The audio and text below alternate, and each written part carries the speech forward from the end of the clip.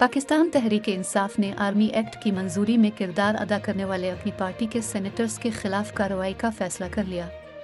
लाहौर में पाकिस्तान तहरीक इंसाफ की core committee का इजलास हुआ, जिसकी सदारत इमरान खान ने की।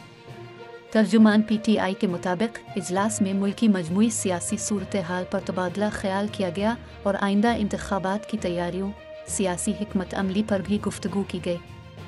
तर्जुमान का कहना है कि इजलास में आर्मी एक्ट की मंजूरी के अमल में PTI अरकान के किरदार का जायजा लिया गया। तर्जुमान ने बताया कि सेनेटर शिबली फराज पर मुश्तमिल कमीशन मामले की जामे तहकीकात करेगा और पार्टी पॉलिसी से इनहिराफ के मुर्तकिब अरकान के खिलाफ कार्रवाई की जाएगी।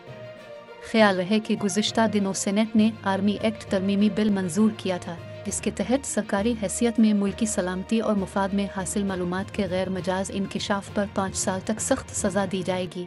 पाकिस्तान और अफवाज पाकिस्तान के मुफाद के खिलाफ इंकिशाफ करने वाले अहलकार से ऑफिशियल सीक्रेट एक्ट और आर्मी एक्ट के तहत निपटा जाएगा।